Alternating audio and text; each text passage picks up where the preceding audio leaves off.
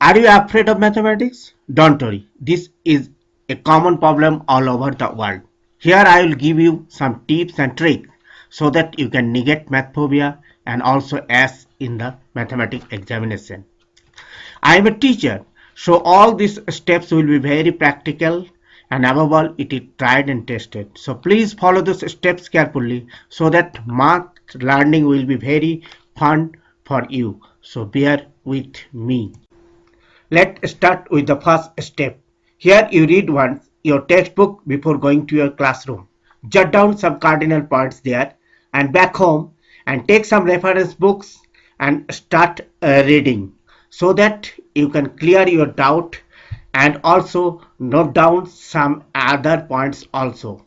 Second step is meant for learning technique. I suggest you to use two types of modes.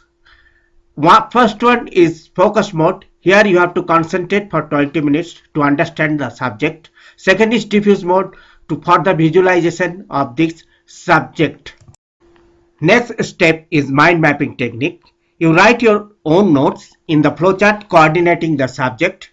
I have given an example on the right hand side as a reference. Nowadays some books are using this type of technique, so you can use them, otherwise you can do it yourself.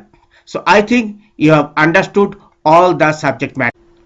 Next is use of study buddy technique by Feynman technique to check have you understood the subject or not. Here you do as your teachers do. If you can't teach your friend, it is okay. Otherwise, you can continue from the beginning. As you are very much aware of this technique, this is use of flashcard.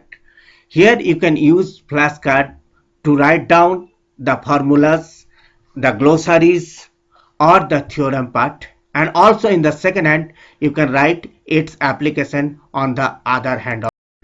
It's very much interesting part. Here I have used three examples and all are used in the trigonometry.